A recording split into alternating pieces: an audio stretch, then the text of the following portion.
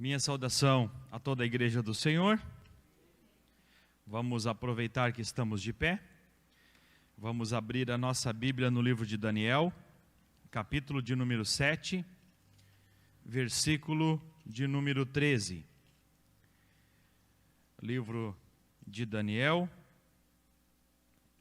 capítulo 7, versículo 13 e versículo 14, continuação da nossa mensagem do domingo passado, que tem por tema o Filho do Homem. Daniel, capítulo 7, versículos 13 e 14.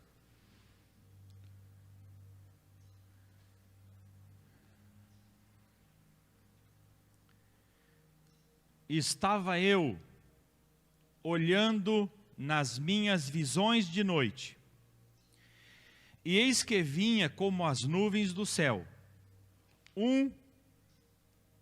como o Filho do Homem, e dirigiu-se ao ancião de dias, e fizeram chegar até ele, e foi-lhe dado domínio, e glória, e o reino, para todos os povos, nações e homens de todas as línguas o servissem. O seu domínio é domínio eterno, que não passará, e o seu reino jamais será destruído. A igreja diga amém. Aleluia. Podeis assentar. Domingo passado nós aprendemos sobre o Filho do Homem. Aprendemos que o Filho do Homem é uma expressão muito comum no Antigo Testamento.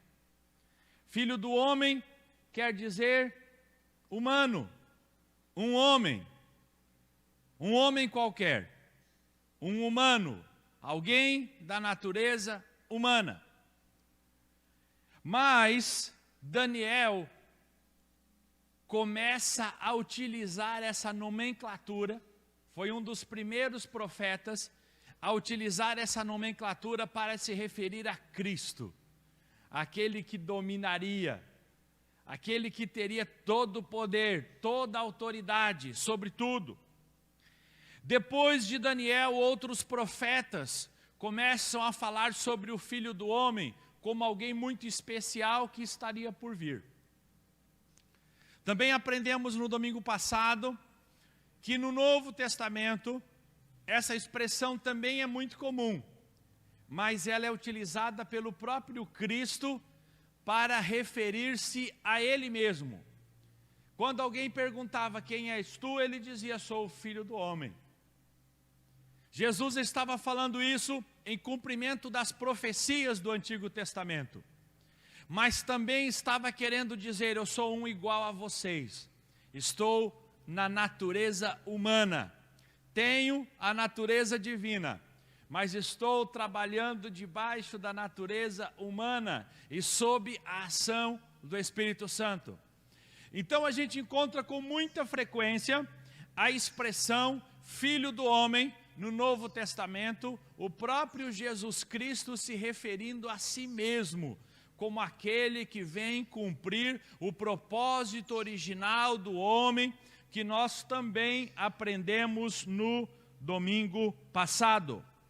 A expressão Filho do Homem aparece 94 vezes no Novo Testamento, sendo que só o livro de Mateus referencia essa expressão por 32 vezes. Vejam que é muito comum esta expressão para se referir à natureza de Cristo. Cristo também se refere a si mesmo por outros nomes, e nós vamos aprender isso em outras oportunidades nas manhãs de ensino. A Bíblia fala, referindo-se ao Filho do Homem, como sendo a Cristo por 83 vezes, entre o Antigo e o Novo Testamento, falando que o Filho do Homem era o Cristo que haveria de vir. Aprendemos também, na semana passada, baseado no livro de Gênesis, capítulo 1 e versículo 26, que Deus criou o homem e a mulher com um propósito. Esse propósito era que dominasse tudo que estivesse sobre a terra. Este é o propósito original do homem. Por ele ser o propósito mais importante, está registrado no primeiro livro, no primeiro capítulo e nos primeiros versículos, ou seja, no versículo 26. Tudo que é importante vem primeiro. E é por isso que o livro de Gênesis, no capítulo 1, no capítulo 2 e no capítulo 3, tem toda a teologia necessária para a formação do ser humano, dos judeus e da igreja. E depois isso se repete no livro de Apocalipse, no capítulo 20, capítulo 21 e no capítulo 22. Se no capítulo 1 de Gênesis, Jesus estava criando o céu e a terra, no capítulo 21 de Apocalipse, está sendo criado, presbítero Oséias, novo céu e nova terra. Aleluia! Se no capítulo 2 de Gênesis estava falando da árvore da vida, no capítulo 22 de Apocalipse estamos de novo falando da árvore da vida. Porque os capítulos iniciais e os capítulos finais da nossa Bíblia são os mesmos. O tempo da eternidade perfeita de Deus. Capítulo 1, capítulo 2, início do capítulo 3 de Gênesis e os dois últimos capítulos do livro de Apocalipse falam de um tempo de eternidade perfeita de Deus. Eu vou voltar a falar sobre esses capítulos em outras oportunidades. Tal a importância do que nós temos que aprender nesses textos. Então, no capítulo 1, versículo 26 de Gênesis, o próprio Deus disse, olha, façamos o homem com um propósito. Que propósito? Para que ele domine sobre os peixes do mar, sobre as aves do céu, sobre os animais domésticos, sobre toda a terra e sobre todos os répteis que se movem sobre a terra. Os grandes homens do Antigo Testamento e do Novo Testamento, entendendo isso, começaram a dominar as coisas pela ação de Deus e pela ação do Espírito Santo. Nós chamamos isso de milagre. Na verdade, não são milagres. Era o propósito original de Deus, que tudo que existe na terra seja dominado pelo ser humano que estiver debaixo da ação de Deus e do Espírito Santo. Nós chamamos de milagre o que Deus chama de propósito. Nós chamamos de sobrenatural o que Deus chama de natural. Aquilo que é da natureza humana, ligado em Deus, de dominar qualquer circunstância adversa e contrária. Aprendemos também no domingo passado, que no capítulo 2 e 7 de Gênesis, Deus coloca o Espírito dentro do ser humano, para que o ser humano passe a ter a mesma moral, a mesma ética e o mesmo propósito que Deus tem. E passe a pensar sobre as coisas da mesma maneira como Deus pense. E o ser humano possa tomar decisões corretas, assim como Deus sempre toma as decisões certas. Terminamos no capítulo 3 e versículo 5, que é o versículo mais triste da Bíblia, quando alguém que deveria ser dominado pelo ser humano, que é uma serpente, e a Bíblia diz lá em Gênesis 1:26, domine sobre os répteis, e a serpente é um réptil.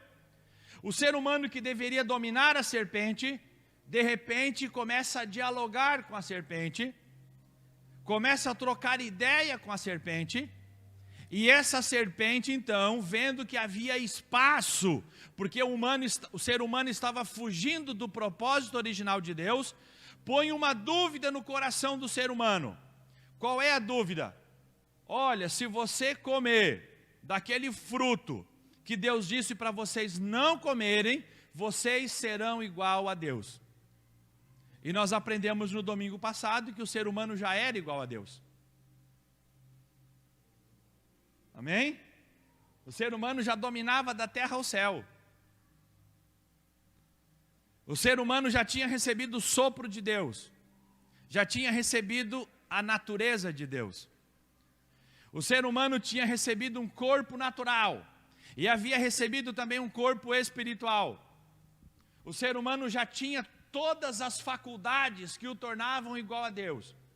Mas a serpente é especialista, Oséias, em colocar em dúvida o nosso chamado e o nosso propósito.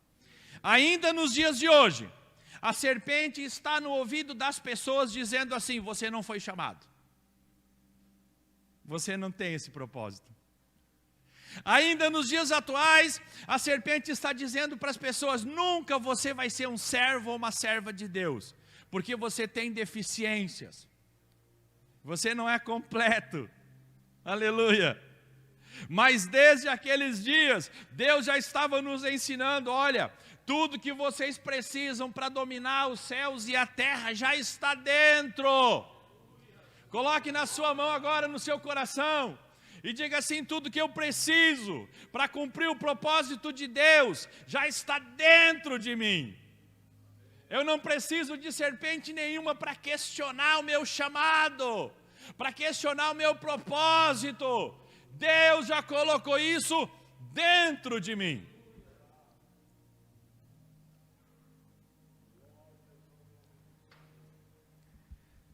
Paramos então nesse texto de Gênesis 3 e 5. E a partir de agora, começamos a parte 2 da mensagem. O Filho do Homem, agora com a parte de número 2. E vamos começar lendo um texto de Gênesis, capítulo 3, versículo 15. Quando a serpente coloca no ser humano uma dúvida sobre quem ele era, e o ser humano vem a pecar, acontecem algumas consequências. Deus não pode impedir o homem de pecar, porque Deus não domina o ser humano. Amém? Glória a Deus.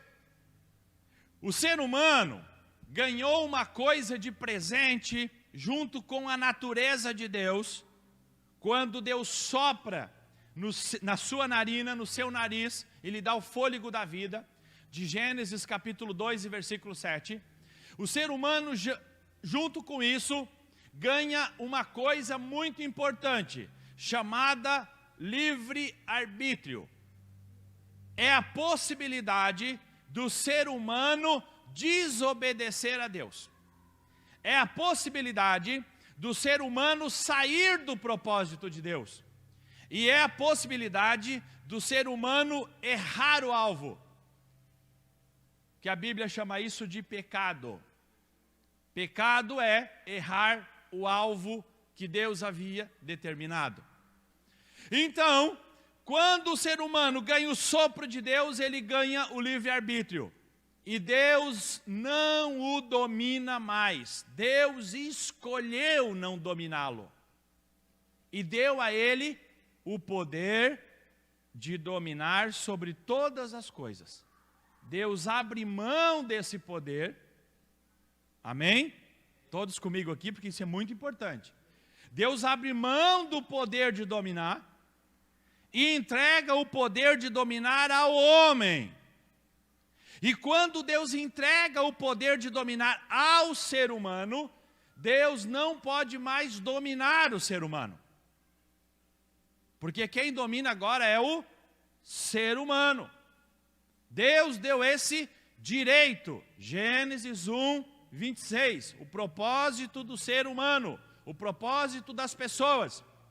Então, quando Deus dá esse poder de dominar, Deus agora não pode impedir, mas Deus pode aconselhar. E Deus diz: olha, vocês têm domínio sobre tudo. mas só não vão ali. Amém? Era só não ir ali. A serpente questiona a natureza humana de Deus. O homem cai no pecado. E aí acontece o livro de Gênesis, capítulo 3, versículo 15. Porém, inimizade entre ti e a mulher, entre a tua descendência e o seu descendente. Este te ferirá a cabeça, e tu lhe ferirás o calcanhar.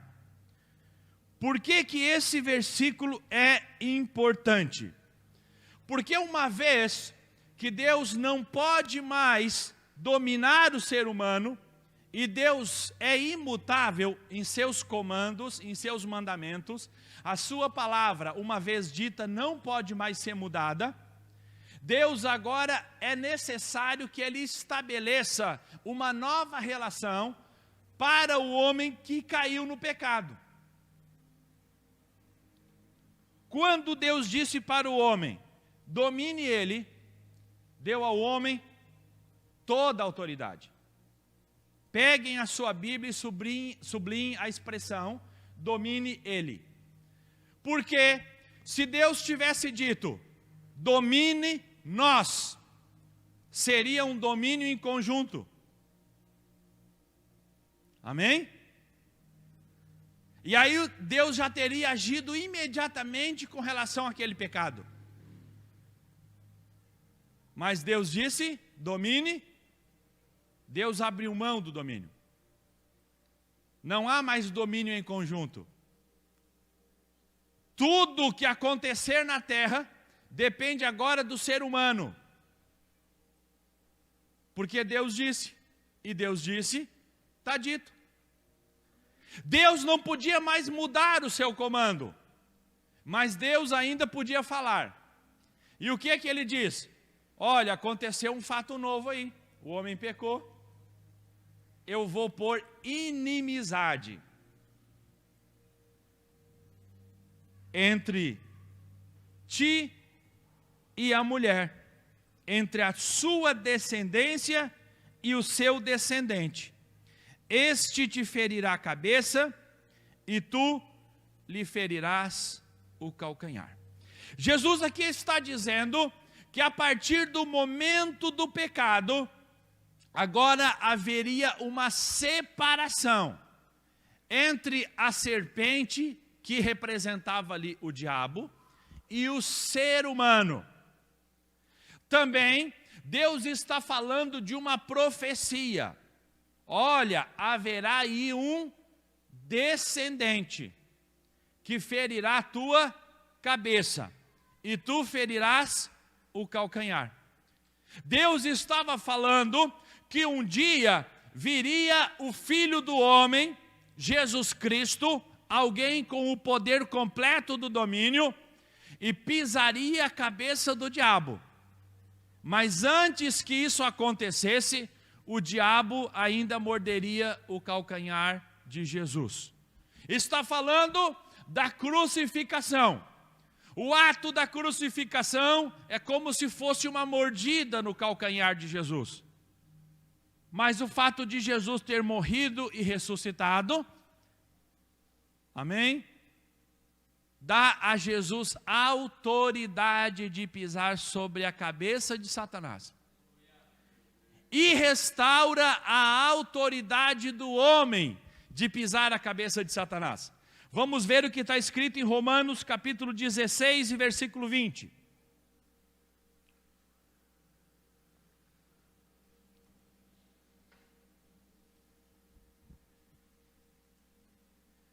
O Deus de paz, em breve, esmagará debaixo dos vossos pés a Satanás. A graça do nosso Senhor Jesus seja convosco. Esse texto mostra a posição correta do diabo, que é estar debaixo dos nossos pés. Aquele que tem a Deus, aquele que conhece a Deus, aquele que tem a oração e o Espírito Santo, ele tem autoridade para colocar o diabo, o nosso adversário, no lugar dele. Qual é o lugar dele? Debaixo dos nossos pés. Amém? Quem tem pé aí? Quem tem pé, levanta assim que nem eu. Amém? Então, irmãos, o diabo não é para estar em volta de você. O diabo não é para estar em volta da sua família. O diabo não é para estar em volta do seu emprego. Amém? O diabo não é para ter microfone. Algumas igrejas dão um microfone para o diabo, né? Quem é tu? De onde tu vem? O que tu está fazendo? Qual é a tua intenção? Não é isso. Aleluia. O diabo não é para estar na sua volta lhe incomodando. O diabo é para estar debaixo do seu.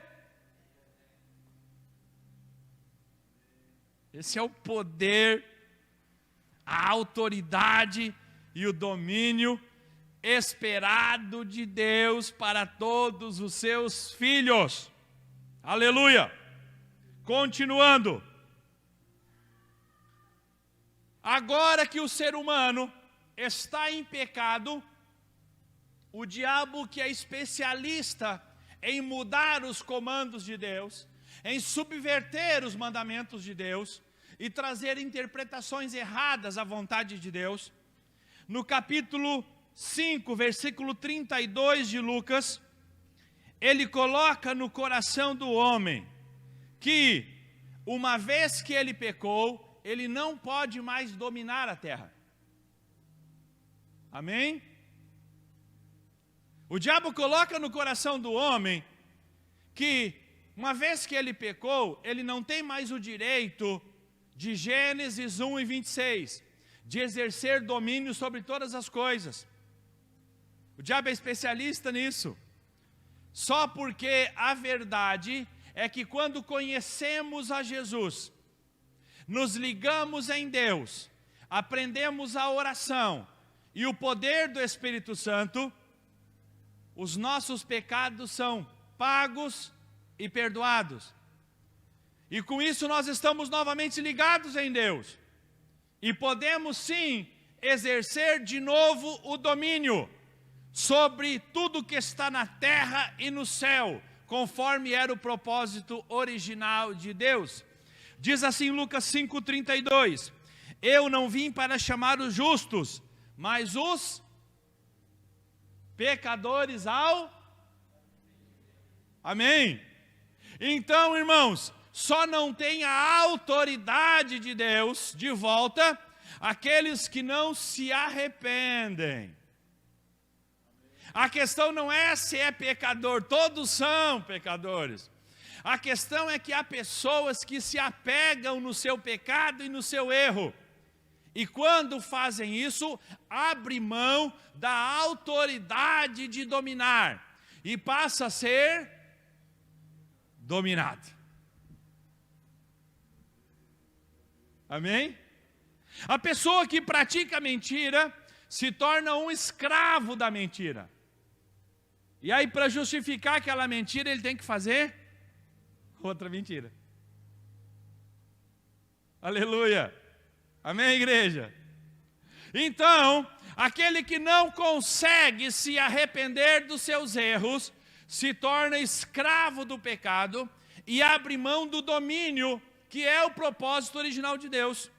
Mas aquele que tem o coração amolecido, e eu gosto, irmãos, eu gosto de ver pessoas que conseguem chorar diante de Deus. Pessoas que conseguem derramar a sua lágrima diante de Deus. Aleluia.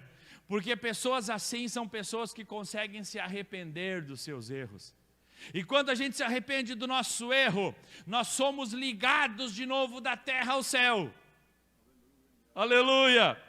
E aí passamos a exercer domínio sobre tudo que nos cerca de novo.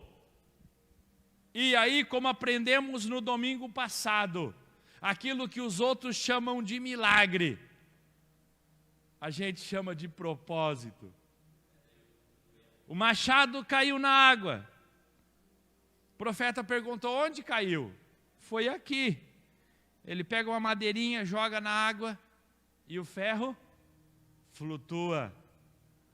Todos chamaram aquilo de milagre. O profeta chamou aquilo de domínio, de propósito. Domine ele sobre os répteis, sobre os animais, sobre as aves, sobre toda a terra, sobre tudo que move sobre a terra. Aquele machado caiu na água, a água está na terra. A lei da gravidade diz que o ferro tem que ir para baixo, mas a lei de Deus diz que a gravidade tem que obedecer a quem está debaixo do propósito. E se alguém que está debaixo do propósito diz que a gravidade tem que ir para cima, tem que ir para cima. Aleluia! Glória a Deus! A ciência diz que rocha dá rocha.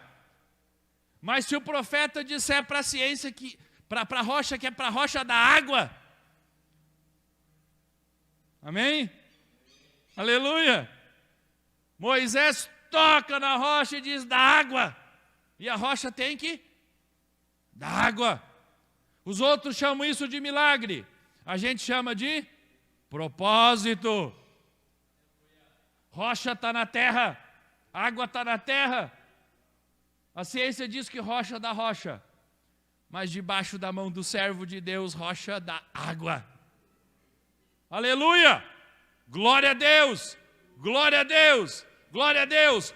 Como é importante quando nós entendemos o propósito original de Deus para a vida das pessoas, porque nós paramos de viver de milagre, de sobrenatural, e passamos a viver de propósito. Os outros olham e dizem assim: mas como ele é crente? Não, não é que ele é crente, ele leu a Bíblia. Ele sabe o propósito, ele sabe o chamado, sabe como se liga com Deus, sabe o que é oração, sabe o que é a atuação do Espírito Santo. Aleluia! Glória a Deus! E agora ele passa a dominar debaixo da ação de Deus.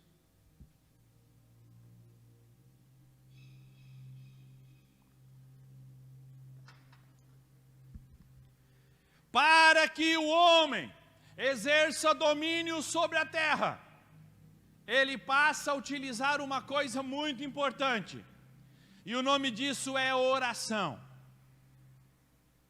É por isso que vocês vão cansar, mas eu não vou cansar de dizer para vocês que vocês precisam orar. Amém?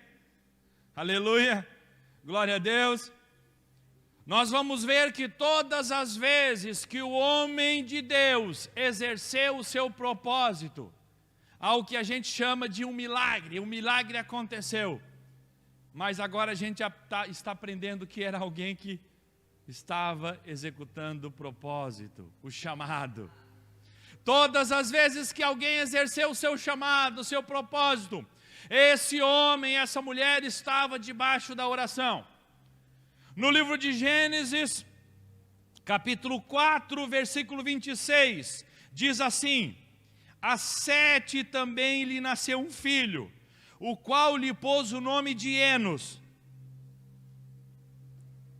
E daí começou-se a invocar o nome do Senhor. Pastor, eu queria saber onde é que está a primeira oração na Bíblia. Gênesis, capítulo 4, versículo 26. Houve um mocinho chamado Enos, que ouviu do próprio Adão.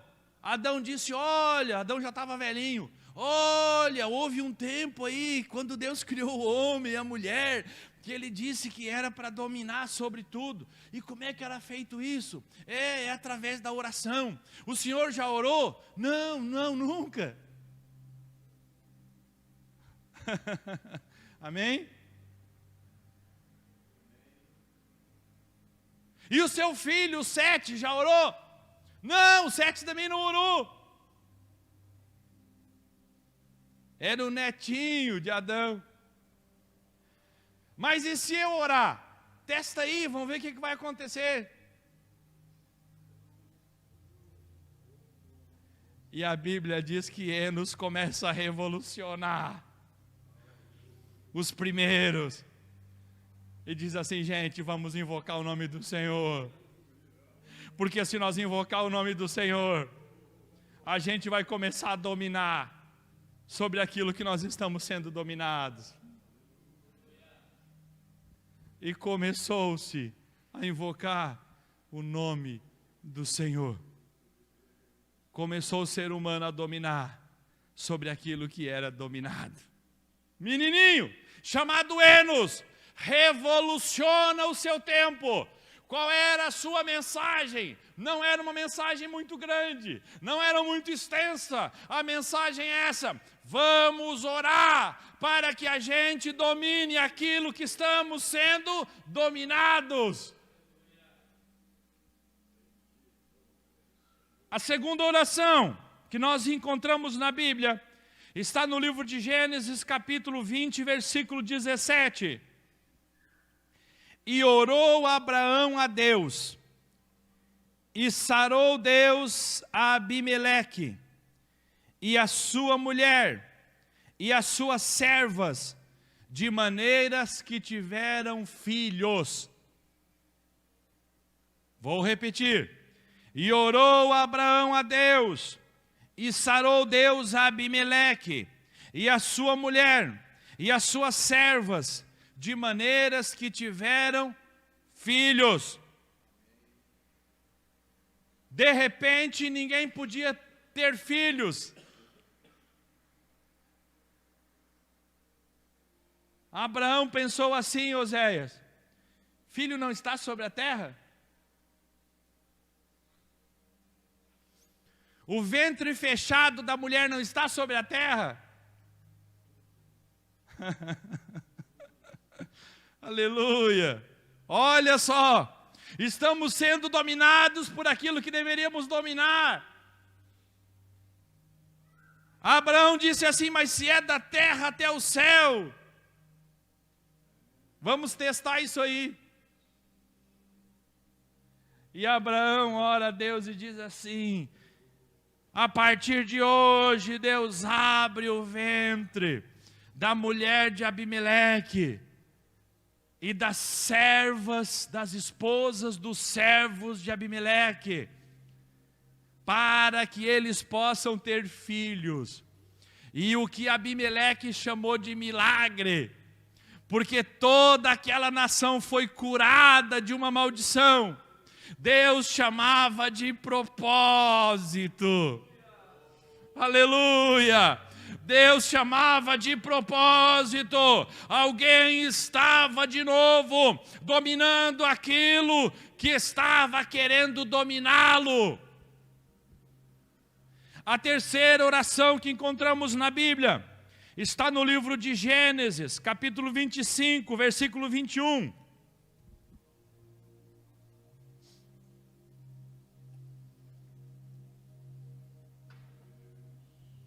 E Isaac orou insistentemente ao Senhor por sua mulher, porque ela era estéril.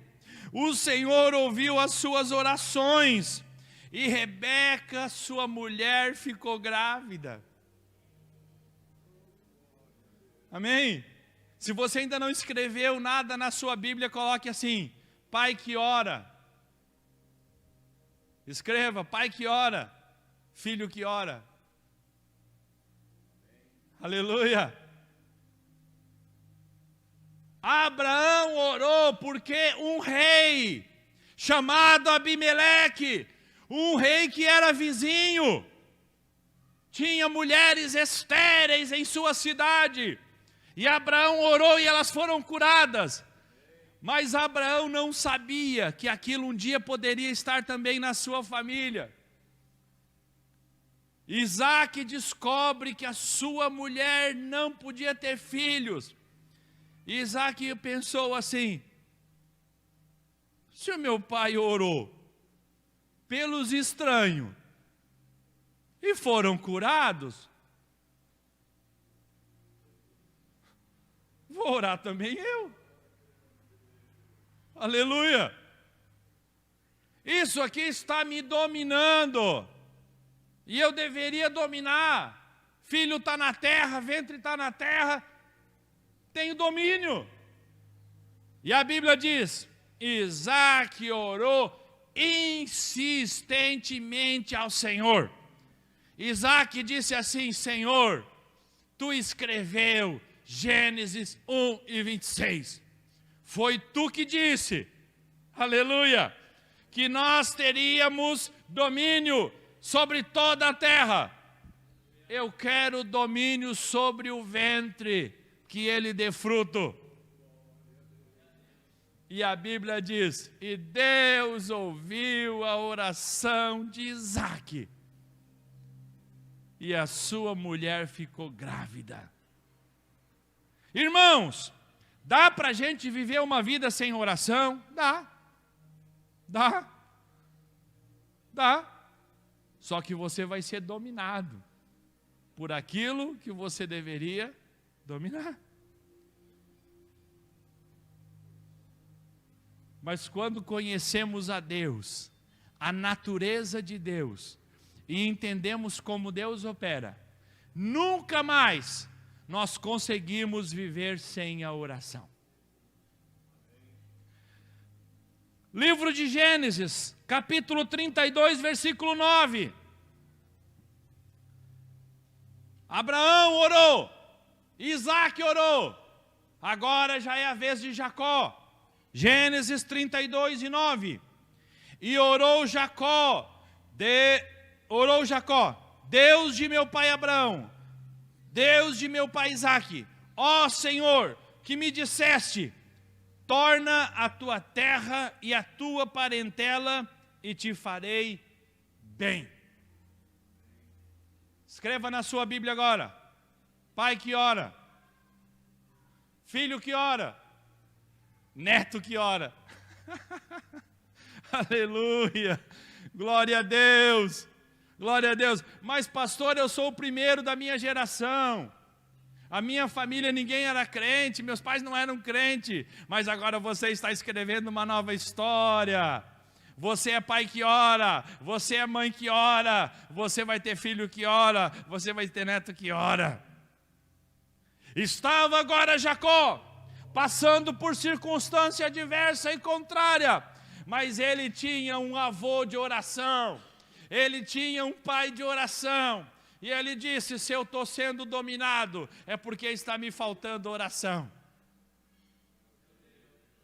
E ele abre a boca e ora pela primeira vez, aleluia, e de novo, Deus responde a sua oração, aleluia.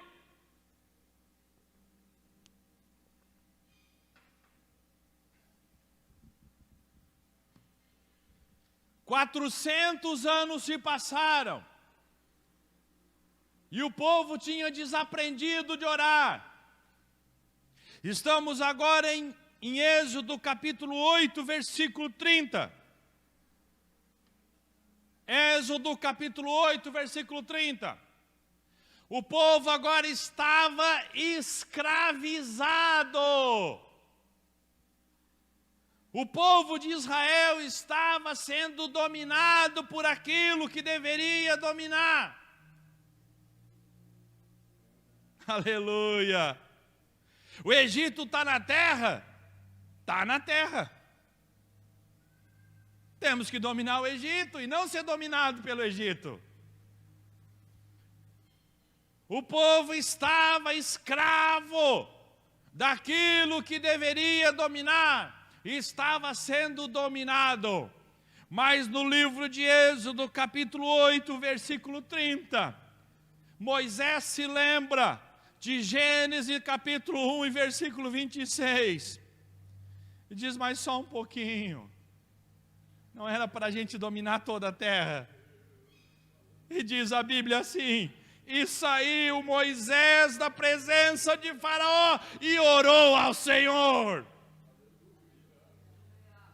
Aleluia, glória a Deus, glória a Deus, glória a Deus. E saiu Moisés da presença de Faraó e orou ao Senhor.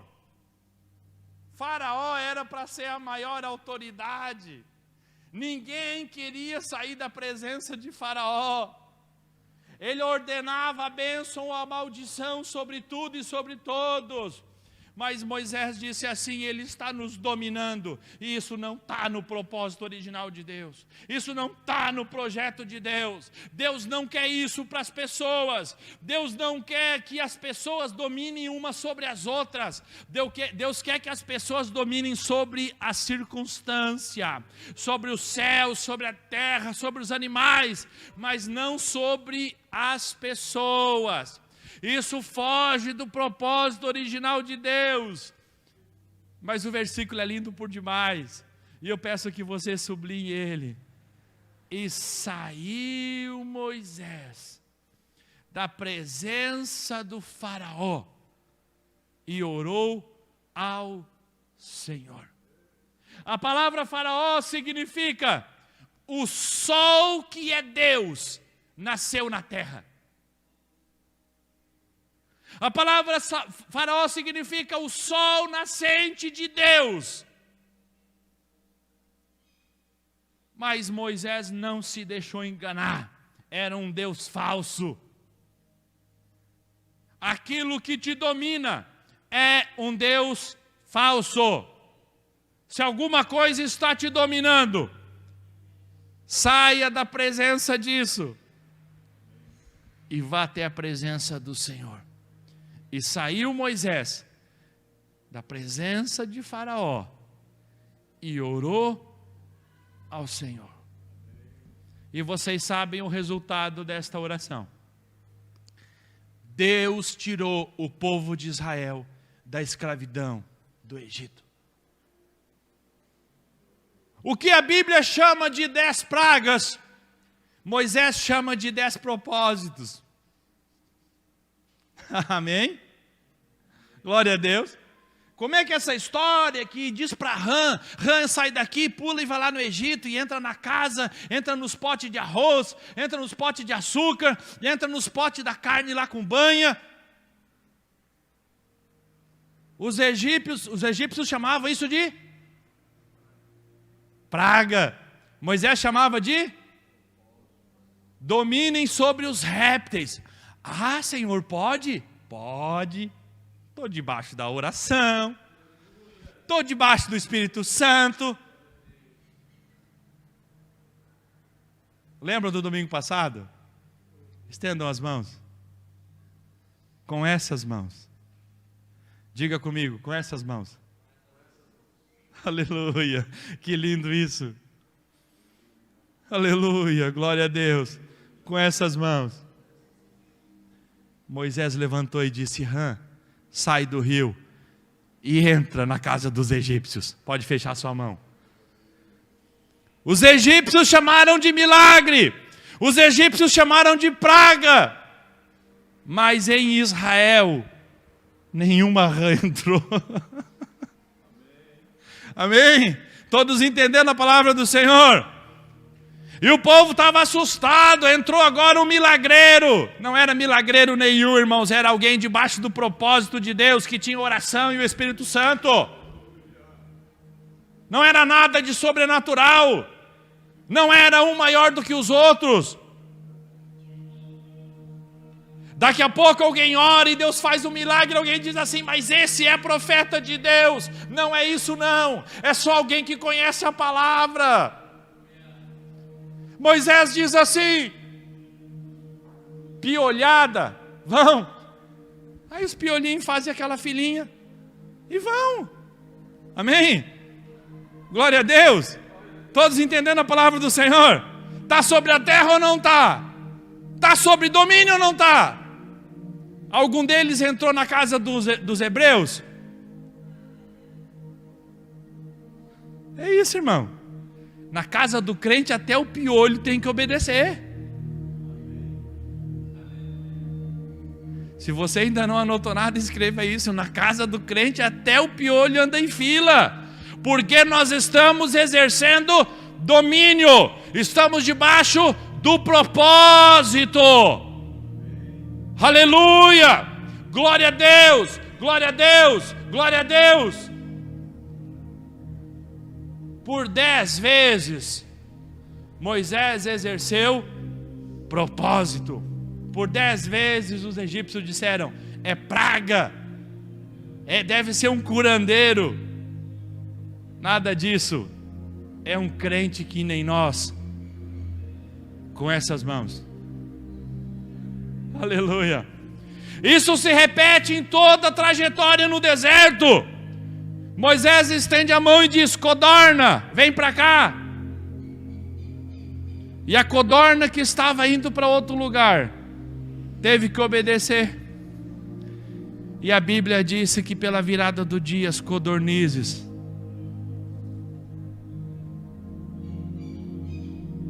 ficaram na frente das tendas. O povo abria a porta da tenda, a codorna estava ali na porta, uma por pessoa. Quantas pessoas tinha na casa? 5. Tinha 5 codornas ali. Esse Moisés deve ser muito forte. Isso aí deve ser um anjo de Deus. Não, senhores, é alguém debaixo da oração e debaixo da ação do Espírito Santo, que conhece a Bíblia e sabe que deve exercer domínio. E a codorninha louca para fugir dali, mas estava debaixo da palavra de um homem de Deus. E ela não saía dali, ela só saía na hora de ir para a panela. Porque na casa do crente, a codorna tem que obedecer também. Aleluia, glória a Deus. Queridos irmãos, faltava pão, não tinha como estabelecer uma padaria no deserto. Mas Moisés disse assim: mas o pão não é da terra, não é feito do trigo ou da cevada, não é uma semente que a gente planta, que a gente colhe. Mas se está na terra, Gênesis 1:26, domine o homem sobre tudo aquilo que está na terra. Mas se está na terra, com essas mãos, cadê as mãos? Com essas mãos, ele estende as mãos para o céu e diz assim: Deus, tu que escreveu Gênesis 1:26, abre a padaria do céu, e eu quero de pão de ló, pão de primeira, maciozinho, com cobertura de mel. Aleluia. 2 dedos de pão de ló e uma cobertura de mel. Para quando que tu quer, Moisés? Todo dia. Quanto tempo tu quer, Moisés? Todo o tempo do deserto. Fecha a sua mão. 40 anos. Todos os dias. Os hebreus se levantavam pela manhã e pegavam uma botija desse tamanho aqui mais ou menos,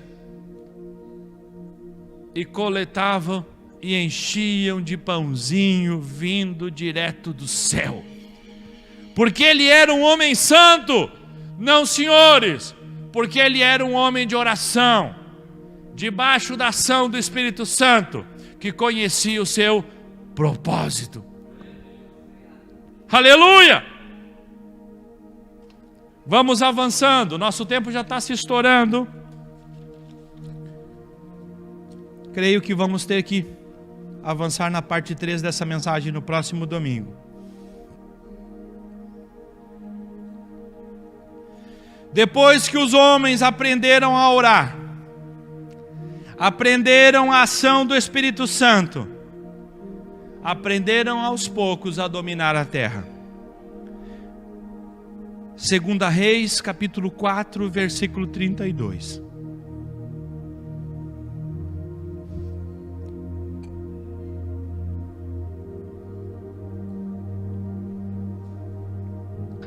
Segunda Reis 4:32. Tendo o profeta Eliseu chegado à casa, eis que o menino estava morto sobre a cama. Então ele entrou, fechou a porta sobre eles ambos. E o que diz na sua Bíblia? E orou ao Senhor. Ninguém tinha feito isso, irmãos. Aleluia. Muitos milagres já tinham acontecido, mas ninguém tinha tido coragem de dizer assim: Mas se é para dominar sobre tudo, será que funciona também sobre a morte?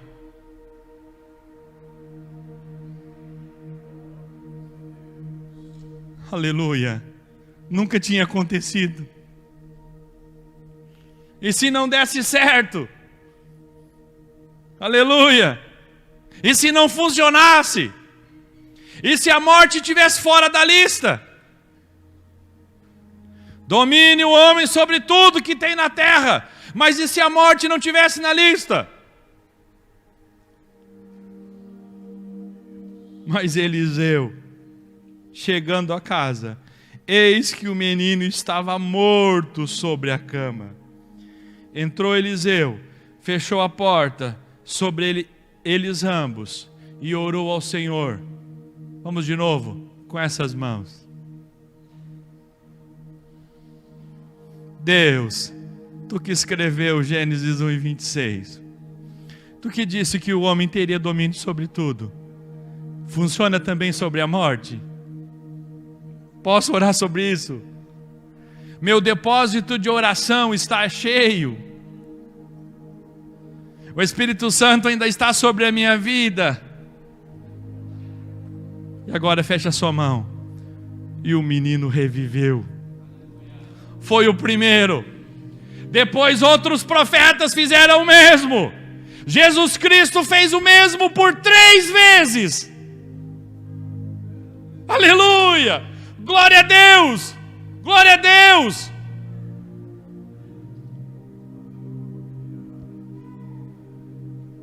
Eliseu veio a falecer anos depois.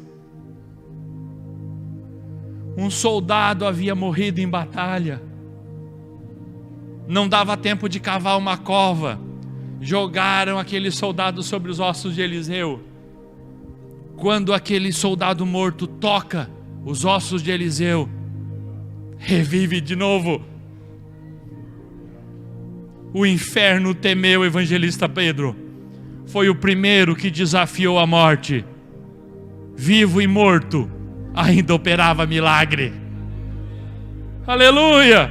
Levante a mão de novo comigo, com essas mãos. Vivo e morto, ainda operava milagre, porque estava debaixo da oração e debaixo da ação do Espírito Santo. Vivo e morto, havia desafiado a morte e viu que o homem e a mulher de Deus poderiam exercer domínio sobre isso também. Debaixo desse texto vamos ficar de pé, porque a nossa hora venceu. E eu vou continuar a partir de 2 Reis capítulo 6 e versículo 17. No próximo domingo, na terceira parte da mensagem, o Filho do Homem. Mas pastor, será que a gente não vai enjoar de ouvir isso aí? Aleluia. Essa é uma das mensagens mais importantes da Bíblia, meu irmão. Depois da salvação, depois do sacrifício de Cristo, você aprender a dominar as circunstâncias adversas é a mensagem mais importante da Bíblia. Semana que vem, se Deus permitir, a gente termina essa mensagem. A partir então de 2 Reis capítulo 6, versículo 17. E agora eu quero orar por você. Talvez você nunca tenha usado essas mãos para levantar contra alguma circunstância adversa. Nós já oramos sobre as mãos domingo passado, mas nós vamos repetir isso de novo hoje. Aleluia. De novo nós vamos orar pelas mãos. Porque é necessário, irmãos, é necessário que a gente se conscientize, que a gente aprenda, que a gente domine sobre toda circunstância adversa. Há muitas pessoas que conhecem a Deus, mas ainda não levantaram as suas mãos para circunstâncias contrárias. Às vezes o diabo está cirandando e até já entrou dentro das casas, mas falta um homem e uma mulher de Deus para colocar a mão no seu sofá, na sua mesa, na sua porta, amém? E dizer assim: aqui tu não entra, porque aqui tu estás dominado. Falta um homem, uma mulher de Deus ainda às vezes colocar o sangue de Jesus sobre as vergas das portas, como ensinou Moisés. Moisés disse, olha, vocês têm que botar o sangue dele nas portas. E o espírito da morte não vai entrar dentro das casas. Hoje, isso não precisa de sangue de animais. É o sangue de Cristo, levantados por essas mãos. Eu quero convidar a Rose. A Rose vai passar aqui e vai fazer esta oração. Evangelista Pedro vai descer ali embaixo e vai proceder com a unção.